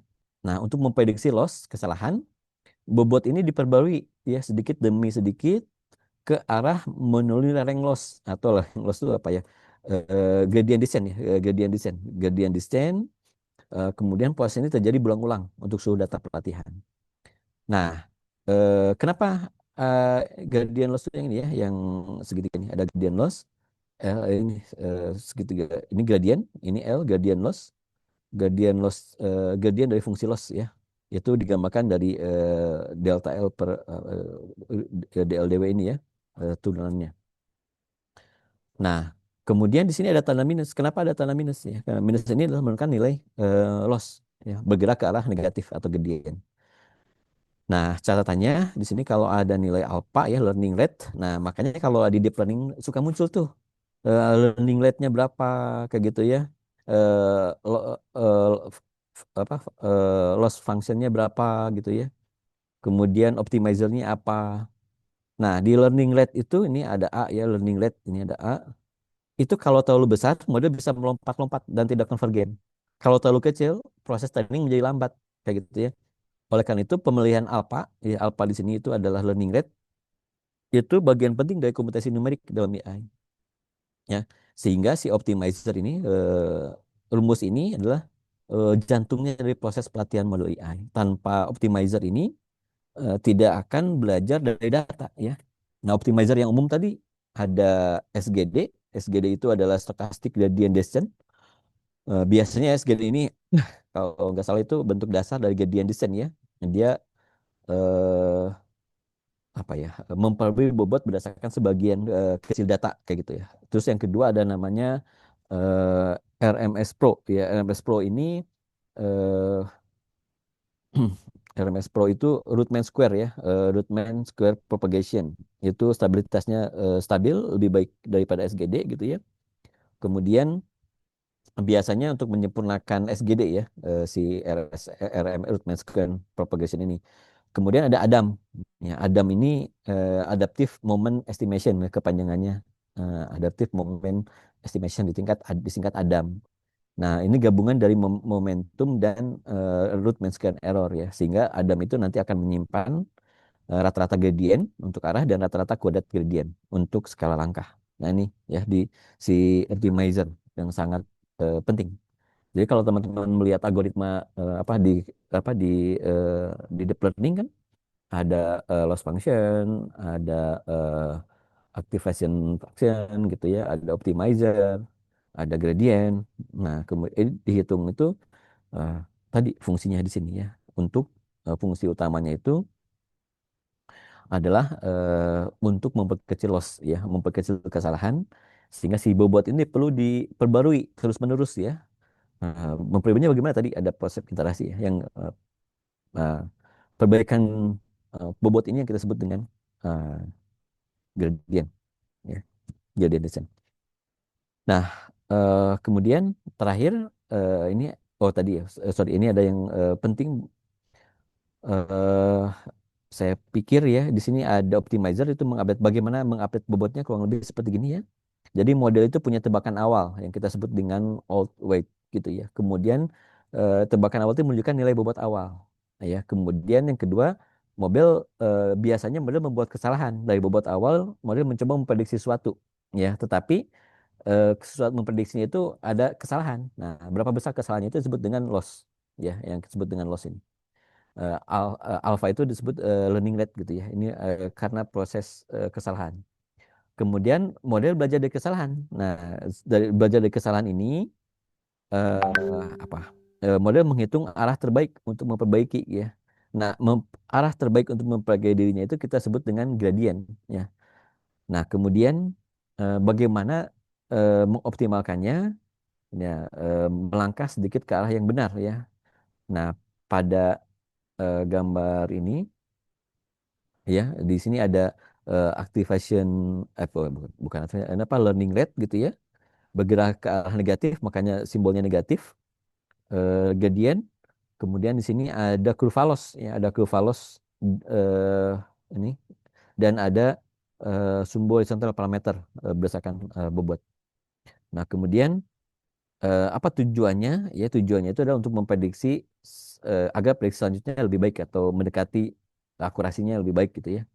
Nah, kemudian setelah dapat ya setelah dipelajari diperbarui nilai bobotnya. Nah, bobot yang bobot itu disebut dengan new weight gitu ya. Dan new weight itu adalah posisi baru setelah belajar dari kesalahan. Nah, kemudian kita lakukan iterasi lagi. Nah, setelah iterasi si new weight ini bakal kembali menjadi old weight ya di langkah berikutnya terus gitu ya. Dapat lagi new weight yang lama jadi old weight. Sampai ya sampai proses ini berulang gitu ya, jutaan kali mungkin selama pelatihan. Lama-lama si modelnya makin cerdas ya, karena kesalahannya makin kecil. Kalau lihat GPT tahun 2022 itu masih banyak kesalahan, ya nanya kemana, jawaban kemana gitu ya, atau hasil pertanyaan tidak sesuai dengan yang kita harapkan. Tapi ChatGPT 2024 gitu ya, udah mendekati kesalahannya semakin sedikit, masih ada kesalahan tapi makin sedikit kesalahannya. Nah, kenapa bisa kayak gini? Ya karena tadi ChatGPT itu makin cerdas karena terus kesalahannya makin kecil. Kenapa makin kecil ya? Karena di sini ada optimizer gitu ya, terus berulang jutaan kali sama pas pelatihan, sehingga lama-lama model makin cerdas karena kesalahannya makin kecil. Ya, kesimpulan sederhananya apa? ChatGPT itu belajar dengan mencoba gagal lalu memperbaiki sedikit demi sedikit kayak gitu. Caranya bagaimana? Dengan menuruni gradien, ya menuruni lereng kesalahan atau tadi menuruni gradien lossnya kayak gitu ya, sehingga ketemu tempat yang paling rendah. Nah, kurang lebih seperti gitulah ya. Nah, inti dari gambar ini adalah ini bobot disesuaikan sedikit demi sedikit ya ke arah penurunan loss, kemudian sehingga menjadi kompas numerik yang menunjukkan ke arah mana model akan diperbaiki. Ya, ini adalah menjadi pondasi dari ChatGPT belajar ya dari kesalahan jadi cerdas. Nah, terakhir ya ini iterasi. Ya, iterasi itu dilakukan terus berulang-ulang gitu ya. Sampai kesalahannya tidak ada, bukan tidak ada ya, relatif kecil. Ya. Jadi proses forward propagation, kemudian hitung muncul lagi prediksi, kemudian kita hitung loss functionnya, kemudian kita lakukan backward gitu ya, kemudian kita optimasi, terus berulang-ulang ya. Forward, kemudian loss, backward, optimizer, iterasi terus ya sampai fungsi lossnya sedikit banget gitu ya. Sehingga dengan modal seperti ini ChatGPT bisa memahami dan memprediksi bahasa secara akurat ya. Bayangkan dalam waktu 3 tahun ChatGPT udah secanggih ini ya. Kita nggak kebayang 10 tahun ke depan ChatGPT bakal seperti apa gitu kecerdasannya ya. Karena makin lama makin pintar ya. Karena dia terus melakukan learning berulang-ulang. Nah, jadi ChatGPT itu ya menggunakan ratusan juta parameter untuk melalui ini ada aljabar linear, operasi matematik dan vektor, kalkulus numerik, gradient dan diferensi, dan optimasi numerik. Penyelesaian bobot melalui algoritma kayak gitu ya. Jadi training ChatGPT di gambar yang tadi di awal ya ada aljabar linear, ada kalkulus numerik, ada optimasi numerik. Nah, eh, di sini apa refleksi yang kita dapatkan? Nah, ini kesimpulan ya. Ini mohon maaf nih waktunya cepet banget ya. Eh, Punten Pak, karena terlalu bersemangat nih bilangnya. Itu Pak Iwan. Jadi aplikasinya apa? Jadi AI itu tanpa matematik rapuh kayak gitu ya. Ini ada AI, kalau ada matematik ya error tadi si ChatGPT juga ya. Akibat belajar AI tanpa dasar, si ChatGPT-nya bisa gagal debugging, ada overreliance pada library. Selama ini kan teman-teman kalau ngoding Python atau apa eh, itu kan cuma panggil library gitu ya, panggil library Keras, panggil library YOLO, manggil apa gitu ya. Nah, nggak tahu library dalamnya itu apa gitu. Di dalam itu ya matematik yang tadi saya ceritakan ya. Nah, kemudian jangan puas ketika hasil akurasinya eh, eh, mahasiswa saya dengan sangat bangga presentasi skripsi, Pak, ini akurasinya hebat 99%. Salah berarti. Ya, itu overfitting kayak gitu ya. Jadi, nah kalau kurang bisa memahami matematik, kita menganggap benar pelatihannya, padahal itu overfitting kayak gitu. Nilainya terlalu bagus itu malah dicurigai gitu ya. Nah, saya harapkan teman-teman tidak hanya sebagai pengguna AI, tapi kedepannya mudah-mudahan bisa membuat AI Indonesia. Sekarang lagi digembar-gembor namanya AI merah putih ya. Kalau Amerika punya ChatGPT gitu ya, Cina punya DeepSeek ya. Harapannya Indonesia katanya mau bikin namanya AI merah putih, tapi nggak tahu ya. Eh, SMK aja belum kelihatan sampai sekarang ya. Kemudian matematik dan kompetensi numerik ini apa? Skill bertahan ya. Jadi tidak salah belajar kompetensi numerik di informatik ya. Kenapa? Karena skill bertahan hidup di dunia AI. Nah, memiliki skill ini ya berarti teman-teman bakal ikut mengembangkan AI ke depannya. Kayak gitu ya. Nah, mungkin itu saja Pak Iwan. Punten ini tahu eh, lama gitu ya. Mangga. Kalau ada yang mau bertanya atau didiskusikan, terima kasih. Assalamualaikum warahmatullahi wabarakatuh. Waalaikumsalam warahmatullahi wabarakatuh. Oh, ini apa? Kuliah satu semester jadi satu Disingkat ya. setengah jam. Nah, jadi sebenarnya kalau di Polban itu di jurusan Teknik Komputer Informatika itu tidak ada mata kuliah yang khusus untuk belajar Hanya AI sebagai ya. ya. Jadi ya meskipun misalnya apa ya di dalam tugas akhir itu banyak juga yang sudah pakai AI karena mungkin sebagian ya diajarkannya di ini ya di misalnya mata kuliah komputer grafik atau pengolahan citra digital gitu. Tapi mungkin yang ke arah ininya yang tadi Bapak bilang ada gradient, kemudian loss function dan juga matriks itu ya terpecah-pecah lah ya. Jadi bukan di dalam satu mata kuliah khusus. Ya. Yang seperti ini kan satu pertemuan khusus semuanya dibahas gitu ya. Eh, Kadang-kadang bingung juga kayak tadi eh, dari Pak Hanif bahas tentang ini ya learning rate. Nah, kebetulan ini mahasiswa bimbingan saya juga ini ya tugas akhirnya bikin pendeteksi fragmen kaca tempered Wah, itu ya. kerjasama dengan Balai Besar Keramik Pak. Jadi di sana itu kan Ya jadi pasti ada tempat uji kaca tempered ya. percakapan Jadi yang untuk betul. menghitung jumlah pecahan kacanya itu, nah itu pakai YOLO juga. Kemarin Mm-mm. salah satu yang di tuningnya itu adalah ini ya learning rate tadi gitu. Nah Iya, cuma betul. ya itu apa ininya apa dasar teori kenapa kok harus learning rate sekian gitu. Ya, Kenapa itu kenapa itu yang defaultnya segitu ya? malah itu harus penting gitu. Iya, Nah, iya. nah, mungkin sebelum pertanyaan dari saya dari mahasiswa ada pertanyaan nggak? Mungkin satu atau dua aja lah biar cepat. Emang nggak, mudah-mudahan paham gitu ya. Tapi nanti ya emang next bersambung lah ya, Pak Iwan. Iya. Ya kalau saya sendiri ini Pak mau nanya tentang ini ya, tentang Hmm. tadi kan ada learning rate. Saya dengar kan ada apa learning rate yang besar dan yang kecil gitu. Ketika pakai yang besar kan langkahnya dia lebih ini ya lebih lebih jauh lah ya gitu dibandingkan yang Hmm. kecil-kecil gitu. Nah itu sebenarnya ada pertimbangannya apa ya Pak ya?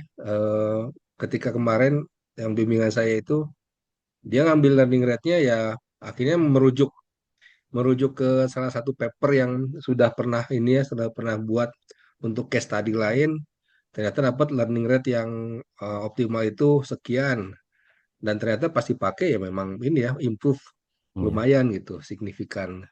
Nah itu ininya apa Pak apa eh, konsep di dalamnya itu sebenarnya apa itu di pemilihan learning rate yang kecil dan nilai-nilai tertentu.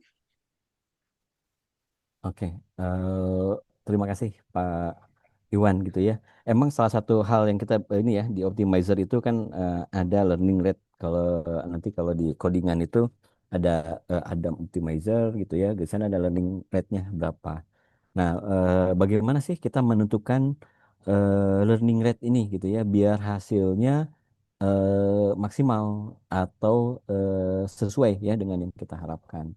Nah, sebelumnya kan learning rate ini kan apa ya kunci kunci utama keberhasilan pelatihan model AI seperti neural network itu adalah ada namanya learning rate yang optimal.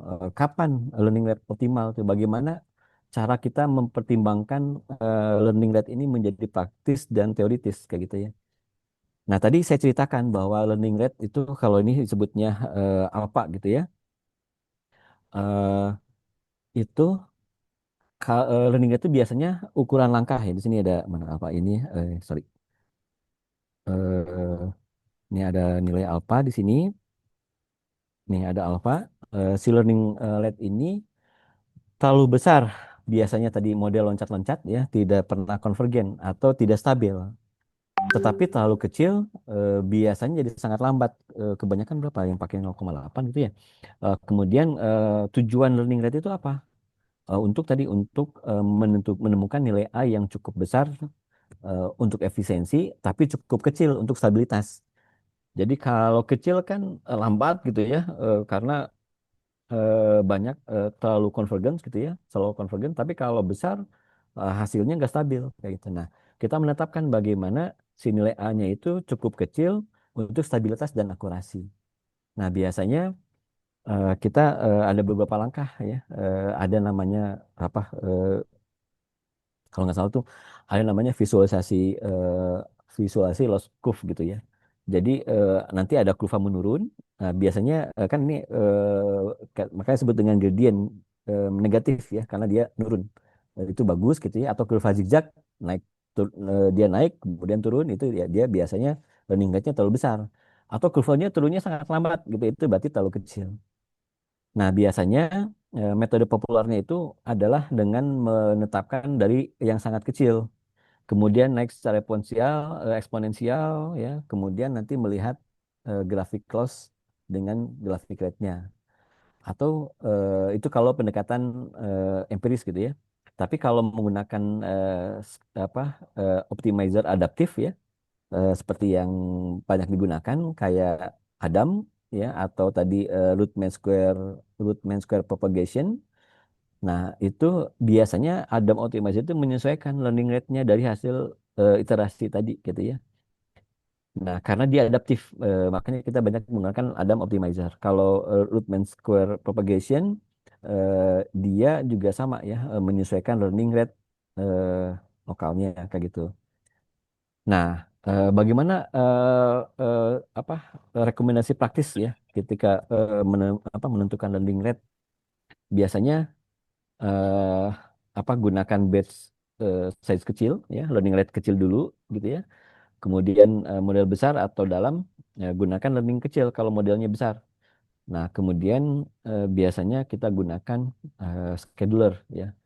Scheduler itu jika modelnya udah stabil, maka tekniknya nanti akan menyesuaikan learning rate selama pelatihan.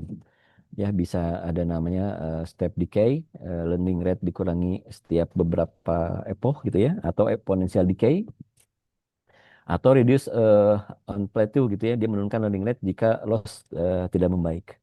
Nah, cuman intinya itu aja sih, bagaimana si learning rate ini yang pas gitu ya, tidak terlalu besar karena bisa loncat-loncat, ya tidak konvergen, tidak stabil, atau jangan terlalu kecil karena lama gitu ya proses untuk menemukannya kayak gitu. Kalau soalnya kalau menentukan kalau kita buat learning rate-nya kecil banget itu pasti lama si iterasinya gitu. Tapi kalau besar ya nggak stabil, berubah tuh angka-angkanya gitu. Makanya tapi alhamdulillahnya gitu ya. Kita sekarang tinggal manggil beli aja ya. Namanya ada Adam Optimizer. Adam Optimizer itu udah adaptif gitu ya. Dia menyesuaikan learning rate-nya eh, sendiri kayak gitu. Kurang lebih mungkin gitu, Pak Iwan. Mungkin Pak Iwan sendiri bisa menambahkan. Iya. Saya sendiri masih awam sih Pak ya kalau yang Oh ya. sudah aplikatif ke ini ke kayak ke YOLO atau Hmm. kita biasanya ke image processing sih ya di sini ya. Hmm. Tapi ya mungkin ini karena waktunya juga terbatas Pak. Boleh, boleh. Mahasiswa ada kelas lagi nih habis ini jadi Ya, ya. eh, mungkin sudah cukup sampai sini aja dulu ya Pak ya Boleh, boleh. untuk Siap, ininya. siap. Nah, terima kasih atas ini sediaannya datang ke ini Polban meskipun mungkin baru online mudah-mudahan untuk selanjutnya bisa offline dan mungkin bisa kerjasama penelitian atau mungkin nanti Ya, ada siap. dosen-dosen kami yang S3-nya pakai apa Ah, boleh, Pak. fasilitas by Mangga. research gitu. Degree by Research, kalau mau, Ah, mangga kontak saya. Kebetulan saya ada satu yang udah lulus kemarin dari UGM. Jadi bisa oh nerima satu iya lagi. iya iya. Ya, mangga. Ya, mungkin itu saja yang bisa kami sampaikan. Oh ya nih kita mau foto bersama dulu nih. Oh, boleh, boleh. On cam boleh, boleh. Pesertanya tolong ini ya on cam buat ini laporan apa? Laporan ke pemilik dan Benar-benar kita kerja ya udah ada. lama Pak Iwan nggak ketemu ya. Kemarin saya Iya, ke ITB karena kebetulan ada di by Riset yang di ITB, ketemu Pak, iya. ya, Pak Kopromotor kita Pak Ari Setiaji. Oh, jadi ya. Mudah-mudahan nanti bisa Ini ketemu ada Pak Iwan di sana. dosen-dosen yang datang juga nih, ada Bu Nur Jana, ada Bu Oh iya, salam kenal Rini, Ibu. eh, Bu Nur Jana mah senior di atas kita nih S3-nya di ITB juga dengan Bu Oh, iya. Tati. Oh, Bu Tati ya. Iya, Saya juniornya Pak Iwan, Bu. tapi lulusnya duluan ya. Iya ya, ilmunya udah Saya, tinggi. iya nih, beda beda makom Bu. Bila makom. Hmm.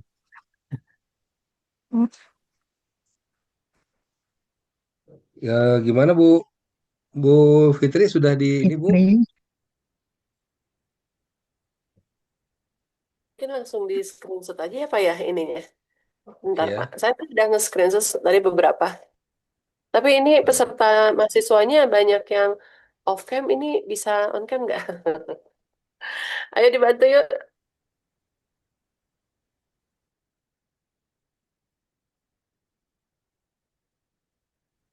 Oke, saya screenshot dulu ya, sebentar ya.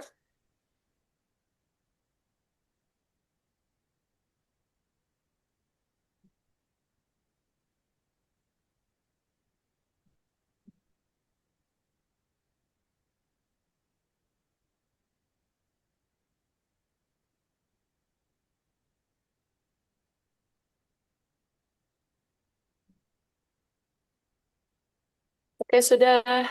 Terima kasih. Terima kasih. ya, Oke. terima kasih banyak Pak Dengan Hanif. demikian Terima kasih Bu Nur. kuliah dosen tamu kali ini kita selesaikan. Terima kasih atas kehadirannya untuk semuanya, terutama untuk Pak Hanif yang sudah eh, menyempatkan diri datang sebagai dosen tamu. Demikian, wassalamualaikum warahmatullahi wabarakatuh.